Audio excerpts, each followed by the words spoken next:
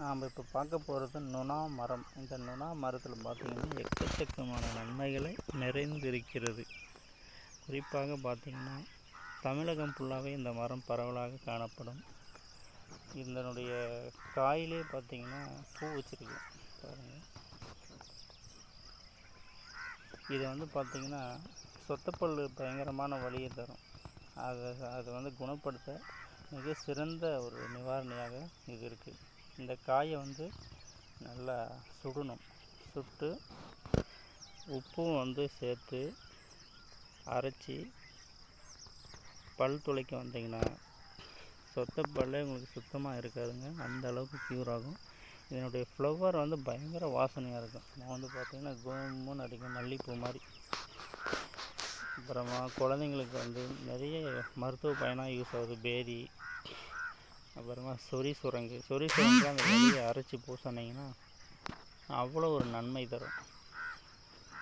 அப்புறமா நாட்டு மண்டுகளில் பார்த்திங்கன்னா நோனி சர்பத்துன்னு சொல்லி விற்குவாங்க. அது இதுலேருந்து தான் எடுக்கிறாங்க.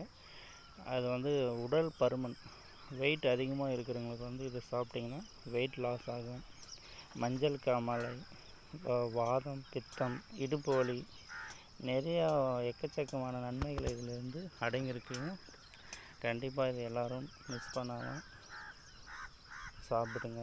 இந்த இலையை கஷாயம் வச்சு சாப்பிட்லாம். இந்த காயை பழம் பார்த்திங்கன்னா பிளாக் ஆகிடும் பழுத்துச்சுன்னா. அந்த பழத்தை நீங்கள் சாப்பிட்டிங்கன்னா கபம், வாதம், பித்தம் இது எல்லாமே சரியாகும். அது சரியானாவே போதுங்க. நுரையீரலுக்கு எந்த ஒரு பாதிப்பும் இருக்காதுங்க. அப்படி ஒரு அரிய வகை நுணா.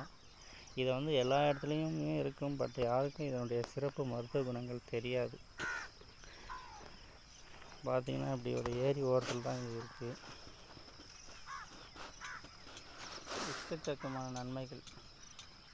பொண்ணு நிறைய பேருக்கு ஆச்சுன்னா ஆறவே ஆறாது. ஸோ அவங்களுக்கு இதனுடைய பட்டை, காய், இலை மூணுமே அரைச்சி அந்த இடத்துல பூசினீங்கன்னா அப்படியே காஞ்சி போயிருங்க. இதனுடைய பட்டை பார்த்திங்கன்னா அந்த காலத்தெல்லாம் மஞ்சள் துணிக்கு யூஸ் பண்ணுவாங்க சாயம் போடுறதுக்கு. இதை இந்த மரத்தை வெட்டினீங்கன்னா உள்ளே மஞ்சளாக இருக்கும், எல்லோ கலரில்.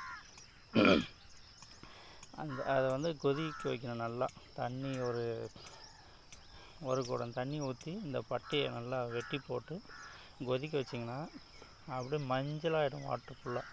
அதில் ஒயிட்டு துணி இருக்குது இல்லைங்களா, வெள்ளை துணி, அதை போட்டு நல்லா முக்கி எடுத்திங்கன்னா மஞ்சளாகிடும். சாயம் போட்ட மாதிரி ஆகிடும். செம்ம மஞ்சளாகிடும். அதை நீங்கள் கட்டிக்கிட்டாலும் சரி, இல்லை கச்சிப்பாக யூஸ் பண்ணிக்கிட்டாலும் சரி, இல்லை டிஷர்ட்டு, இல்லை வேஷ்டி, அது மாதிரி நீங்கள்